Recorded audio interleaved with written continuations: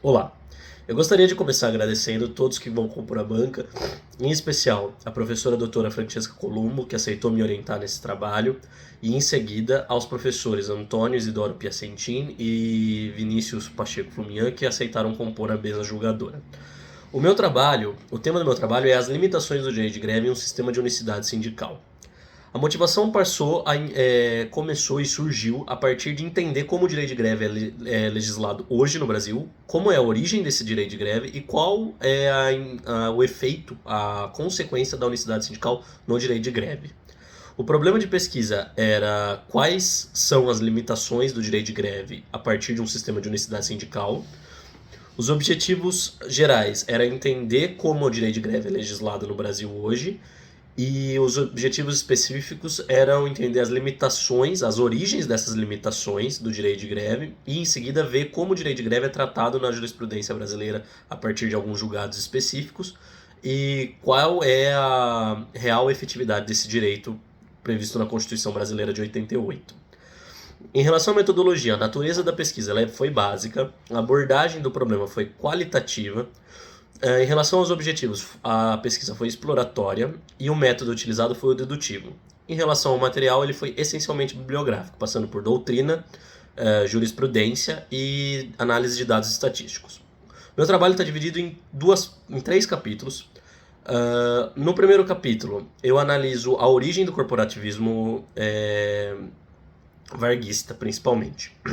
Corporativismo deve ser entendido como a sujeição dos sindicatos ao Estado, o poder público e a sua ingerência nos sindicatos, esvaziando esses órgãos sindicais da sua função primária e mais importante, que é a representação dos trabalhadores. Para isso, eu analisei uma série de decretos de legislação da época varguista, principalmente a partir de 1930, onde o principal a se citar é o decreto número 19.770, de 31, que previa uma série de limitações ao exercício dos sindicatos, como, por exemplo, somente os sindicatos reconhecidos pelo Ministério da Indústria e do Trabalho e do Comércio, Ministério do Trabalho, da Indústria e do Comércio, somente os sindicatos reconhecidos por esse ministério é que poderiam ser criados efetivamente e validados. Esse ministério tinha a capacidade de fiscalizar os sindicatos e até mesmo fechar ele por prazo indeterminado e fiscalizar as contas do sindicato, todas essas questões em que mostra como o poder público fazia uma real ingerência nos sindicatos. Em seguida, eu analisei todas as constituições até a de 88, onde foi possível perceber que na Constituição de 37 a greve não havia qualquer previsão sobre a greve não era um direito previsto na Constituição. A partir da Constituição de 37, que implementou o Estado Novo e a ditadura varguista, a greve passou a ser proibida. Em 46, que marcou um período de transição para uma democracia, a greve passou a constar no texto legal, em que dizia que a greve era reconhecida, mas que a lei regularia o exercício desse direito. Depois de 46, temos a Constituição de 64, em que também foi prevista a greve como um direito constitucional, mas foi proibida sua realização nos serviços públicos e atividades essenciais. Na Constituição de 88, e aí eu passo para o segundo subcapítulo do primeiro capítulo do meu trabalho, na Constituição de 88, a greve entrou como um direito garantido a partir do seu artigo 8º, que prevê que é livre, a partir do seu artigo 9º, que prevê que o direito de greve será assegurado, cabendo aos trabalhadores julgar a oportunidade e o interesse, a conveniência de exercer tal direito. O artigo 8º prevê a greve como um direito constitucionalmente garantido e o artigo 9º traz a principal ponto desse trabalho, que é a unicidade sindical. O artigo 9º prevê que é livre associação profissional ou sindical.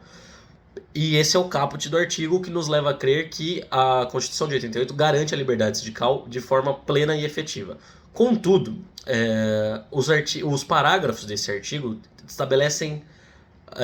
Os parágrafos não, os incisos desse artigo estabelecem condições para esse exercício da liberdade sindical, o que nos leva a crer que essa liberdade sindical não é plena no Brasil.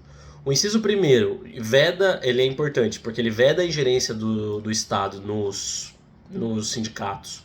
O inciso 2 traz efetivamente a unicidade sindical, entendida como a vedação da possibilidade de criação de mais de um sindicato para a mesma categoria, numa mesma base territorial, sendo essa base territorial não podendo ser menor que a área de um município. Ou seja, a unicidade sindical prevê que é só possível ter, numa área não inferior a um município, na mesma base territorial, um sindicato para cada categoria profissional. E o inciso 3 ainda diz que, inciso 3 do artigo 9º da Constituição Federal de 88 ainda diz que cabem aos sindicatos defesas dos direitos individuais e coletivos das categorias. Assim como o inciso 4º do artigo 9º previa que a compulsoriedade da contribuição sindical obrigatória. O que foi possível perceber nesse capítulo é que o corporativismo varguista se manteve como uma herança até os dias de hoje, pois a Constituição de 88 não rompeu completamente com dois princípios muito importantes do corporativismo, quais sejam a unicidade sindical e a compulsoriedade da contribuição sindical, essa já abandonada pela reforma trabalhista de 2017. No segundo capítulo, eu trouxe dados sobre o sistema sindical, de forma a contextualizar a discussão. O que foi possível perceber é que a taxa de sindicalização mostra-se em queda nos últimos anos. No entanto, os números de greve não acompanham essa tendência. O que foi possível perceber é que quando a pesquisa se iniciou, acreditava-se que existia uma relação entre a taxa de filiação e o número de greves realizadas. E não foi isso que se observou na prática com a pesquisa. Percebe-se que a greve está muito mais atrelada ao nível e satisfação do contexto socioeconômico do país como um todo, do que efetivamente do nível de filiação dos trabalhadores aos sindicatos das suas categorias. De uma forma que, mesmo em anos que mesmo em anos que a taxa de sindicalização mostra-se em queda, os números de greve ainda podem mostrar um aumento. No último capítulo, eu trouxe duas decisões da jurisprudência, principalmente do Tribunal Superior do Trabalho, em que foi possível perceber que os trabalhadores que se deflagravam greve de forma espontânea, isso é, sem a participação do sindicato, tinham essas greves declaradas como abusivas. E a partir daí foi possível chegar às conclusões finais do trabalho, que são: o que foi possível perceber é que tudo está conectado de uma forma a limitar o direito de greve. Por quê? Porque a Constituição de 88 não rompeu com o corporativismo varguista, de forma que ela manteve a unicidade sindical, entendida como a imposição legal de um sindicato para cada categoria profissional na mesma área territorial. Dessa forma, não se dá ao trabalhador qualquer opção sobre o sindicato que o vai o representar. Ele não tem escolha e ele deve aceitar o sindicato da sua categoria já constituído.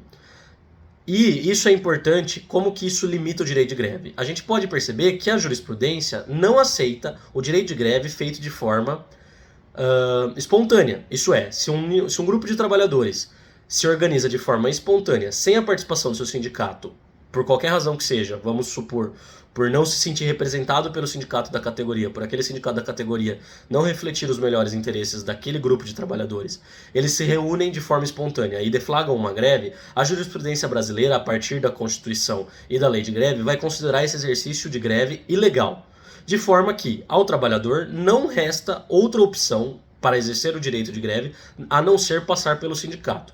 Uma vez que esse sindicato é único por imposição legal, foi possível concluir que a unicidade sindical mantida pela Constituição de 88 e nascida com o corporativismo varguista é extremamente restritiva ao direito de greve, pois não dá opção ao trabalhador ou qualquer outra alternativa de realizar o direito de greve sem que esse passe pela deliberação e a efetiva participação do sindicato da categoria profissional. Sindicato esse que será único por imposição legal. Muito obrigado.